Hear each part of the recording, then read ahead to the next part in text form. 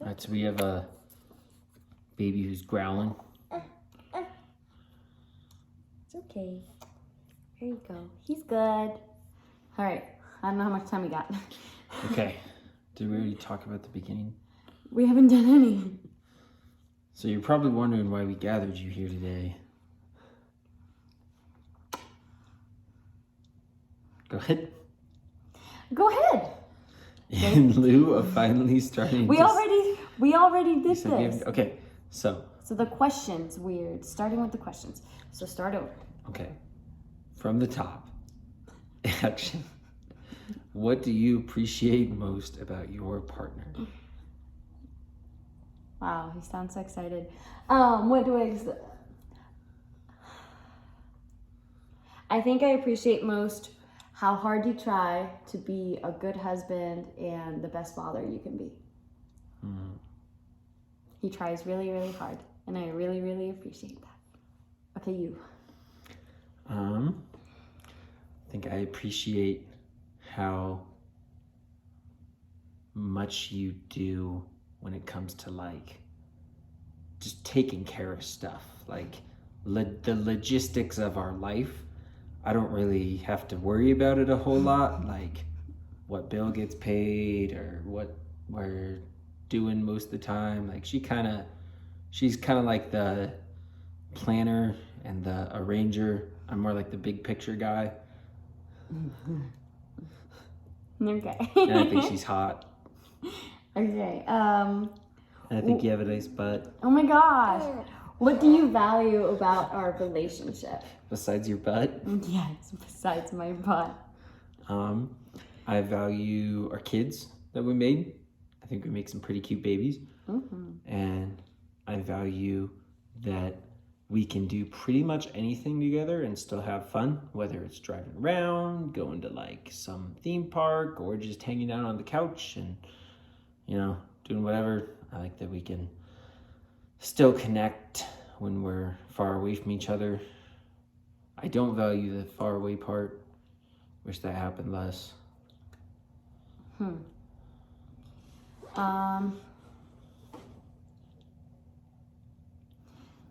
I'd say that I value our strength as like a couple and family. Like we go through a lot of hardships, especially we've only been married for 2.5 years, and we've bought multiple houses. We've moved over 5 different times. We've moved across the country. We've bought dogs. We've bought homes, sold homes, had kids. Gone through multiple cars. Like all the life things that would generally happen in a span of, I don't know, a lot more years. And we can endure, and through every hardship, we can overcome it.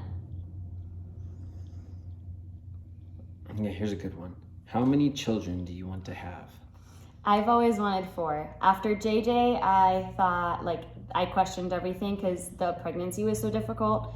But with Liam, even though his pregnancy was also very difficult, and the afterbirth, like the 4th trimester, was also very difficult, Mr. NICU baby. But like, I was a lot more prepared mentally the second time around. So even though the pregnancy was still difficult, like, I mean, after you like hang out with these kids like every day, and how could you not want more? So yeah, 4-ish. You? Growing up, I would have said 2 to 3. Now I would say 3 to 4, because the next one needs to be a girl. We have 2 boys, and I'd like to have 1 girl. So the next one's going to be a girl, but if for some reason she's not, I'd probably try a 4th. Pretty good. Okay. Next one. How do you relate to your partner's family? Well, we try to have like weekly or bi-weekly talks. Those are always really fun. We get to like update each other on like family. I talk to my side of the family a lot more, but for like shorter periods of time. So when we get to talk for a long time, we just get to update on like how the kids are doing, what we're doing in our lives. Talk about a lot of movies that are out, stuff like that. Jesse and his dad just love talking about anything on TV. And then they ask me, hey, have you seen this? Hey, do you know this? And she never has. Pretty much the answer is always no. One time she said yeah, and we were like pretty shocked. We just got back from Thanksgiving with my parents, and that was a pretty fun time. We always We always have a good time with them. Yeah. I love Jesse's parents. Yeah. For me, towards her family, I love her family. They're all great, super nice people. We don't speak the same language. I'm getting a little better at Spanish. So that is kind of an interesting factor. But he's been doing so well, especially while he was deployed. He got Duolingo, and he has so much fluency in Spanish, more than he even knows. And he can communicate. My mom's astounded with how much he can communicate. Babe, look at how, like, you see how cute he is? look at Oh, my him. goodness. This is why I want more of them. He's pretty cute. But yeah, I mean, he It's interacts with little my squash family potato. like a lot more than he used to and stuff. Like, he's just doing great. And the kiddos, like my first kids, which were my brother and sister, Steve and Natalie, they speak English, so they get along great. Natalie thinks he's hilarious. Most people do. Most people, except for some. Like there's some people, they might be like holding a baby or wearing like a black tank top. Like they, for some reason, don't think I'm very funny. I don't know. Anyway, How do you manage finances? I don't. I do. We have everything together. We've done that since the beginning. We established trust and communication, and we know exactly what's going on. If either of us asks, like, he doesn't keep as much tabs on money, but if he wants anything to know, he has access to everything, and he could know anything. He just doesn't want to. But I just basically, I just know they pay me the medium bucks, and sometimes I can buy things. So, I manage the finances. The Army gave me this house, so that's one less thing to worry about, you know? Next one's kind of connected to that. How do you feel about saving money, investing? Strong. Very strong. Real strong. So we purchased 2 homes. On the second home, we ended up winning and gaining a lot of money from the sale of that. So we were able to be debt free for quite a while, which gave us a position where we could invest each month and we could save each month.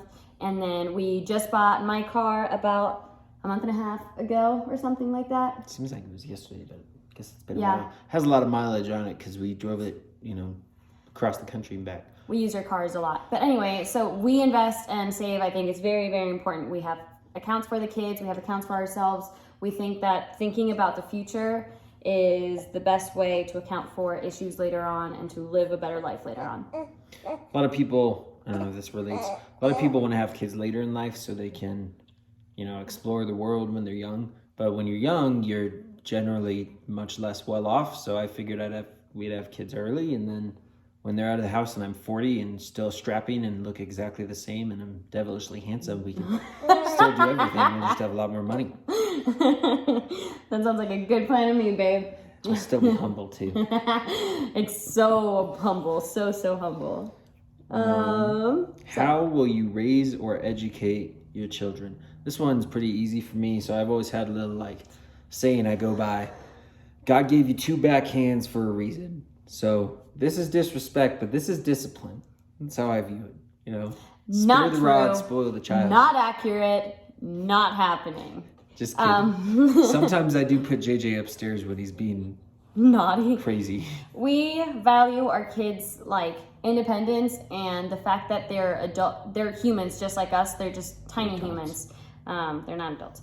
And they deserve the same amount of respect and care and understanding, and it takes a little more patience to do those things, and it's hard and it's frustrating, but I think we can teach our kids to be good humans and to care for the world and to speak their mind while still being respectful of the people around them.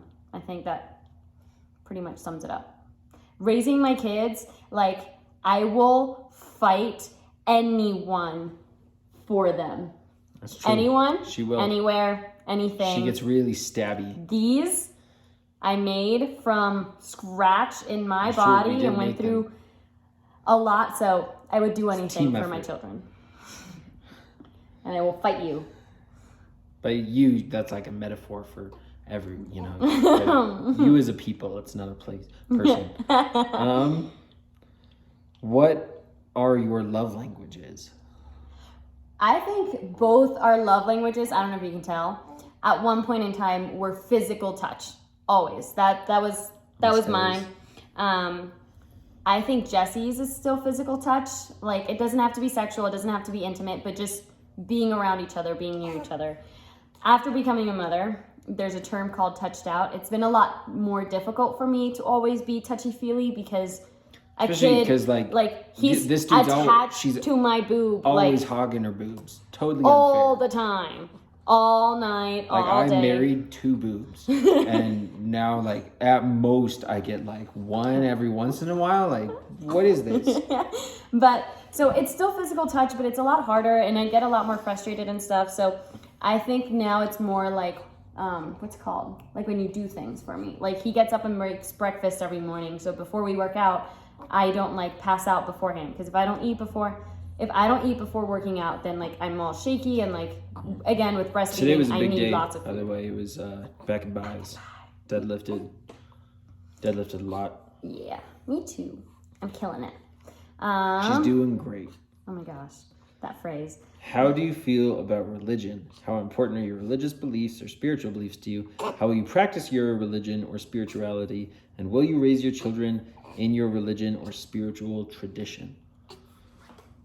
Well, I think the whole like spiritual tradition and religion thing, and she feels, I think, stronger about this than me, but I think traditions aren't as important to me, whereas the relationship is. So I've always struggled to find a church that I like, just because a lot of Christians have.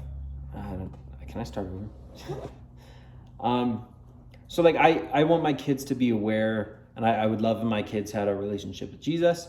It's not something that I necessarily want to cram down their throats, and be like, hey, this is the only way or the highway. Like, this is what I believe. This is, I think a great way to live your life, and, like kind of guidelines and stuff. But I think religion and just like traditions, I think there's a lot of traditions or things that people in multiple religions, like how they practice, that aren't necessarily necessary. I always grew up believing in Jesus, and but I wasn't taught much about it, and my parents weren't taught much about it. So I've been educating myself more and more, especially since I married Jesse. And while he was deployed, I went through several series of hardships that really brought me closer to God. And I don't know how to speak about God eloquently. I don't ever feel like I know enough. And but I am in this journey right now where I'm trying to learn a lot more, and I want to be in a place where I can teach my children more. So I go to church a lot, and I go to church events a lot. And there's more than I do. I'm trying to read the whole Bible, and I'm trying to do more things so I can know more in order how to educate my children. But like Jesse said, I grew up around a lot of churchy people that weren't good people. And I want to instill the values of goodness and Jesus into my children without the whole fakeness and hypocrisy that religion sometimes does bring. I would like to bring the light instead of the shade. I grew up going to church every Sunday, used to play guitar at church. I don't go to church every Sunday now. When we do go, it's on Saturdays. Part of that, it's not like I like going to church. I think it's an important place. It's hard with our kids. JJ does not like daycare or babysitters. So that's always really hard. Pros and cons. Do you want to have him be upset for a long time? Yeah. This guy's playing Jesus in a Christmas play, so we will be going to that. Little Jesus. Yeah. Pretty much as long as, especially with her too, as long as she can get to the point where she can be like Ricky Bobby and Talladega Nights praying to sweet baby Jesus, I think we're set. By the way, again with the movie references, I have no idea what that means. Moving on. 10. What does marriage and commitment mean to you? You want to go first? I grew up playing a lot of sports, so I frame a lot of things in life around sports. I use running references, team type stuff. So I've always said I think that our relationship and marriage, it means that you're partners. in life, through every kind of challenge, whether it is a sport or it's just living or it's raising children. I think it means that you're partners, and it doesn't always mean that you guys do the same things. It doesn't always mean that one does the exact same amount as the other. It just means that you guys are partners, you're a team. Everything that you do in life should be supporting that team. To me, I didn't grow up around a lot of like couples that were very successful. I don't have a lot of marriages to look like up to and like around me and that I grew up around. But I've always valued like marriage as something sacred. I always wanted my family to have everything I didn't have. I didn't have my biological father growing up. My family was a bit broken up. And while I had an amazing stepfather and my mom did everything she could possibly do, I wanted my children to grow up in a strong family where they could see the love that they could one day recreate. So like, that's my goal. I want to like, and I saw actually something today about like marriage is 100%. Each person gives 100%. I don't actually think it's that way. I think whatever you can give, the other person puts the other amount. We're not always at our 100%. Sometimes, especially postpartum, I'm at 50%, I'm at 60%, I'm at the most I can possibly give, and Jesse has to give me more so I can keep going. Sometimes he's a little bit lower and he's struggling through deployment or something, and I have to give that strength. I think we need to complement each other. It's not always about giving 100% each time, like each of us. I've described us as a tug of war before. So if she's in a really low point, for some reason, it seems like a lot of the time we won't be on the same side of the field. So it's like a tug of war. She's on a really hard part and I'm trying to like pull and get her back to the good spot. And then as soon as I get her over to a good place, now I'm in a bad spot and she's trying to pull me back. So a lot of the time. And then sometimes there's balance. Sometimes, every once in a while. But, it's all the hardships, military life, army life, parenting, motherhood, just being a couple. There's highs and lows all the time. So we're pulling each other to that middle and trying to stay at that balanced mark. And that's, I think, what marriage is. I think that's commitment. Yeah. Well, I think it's displaying the intestinal fortitude required to complete the mission, though you be the lone survivor. Oh my gosh, is that the Ranger Creed? Is that a Ranger Creed thing? A little smidge. Hashtag Ranger. Well, guys. I try to work it, at least once a day. You got to squeeze it into something. It's a lifestyle. Thank you for watching. Wow, this was a lot longer video than I intended, but if you guys pulled all the way through, thank you. Let us know. And you got to see a cute baby the whole time. Look at this guy. Let us know if you want to see any more videos like this. And yeah, have a good week.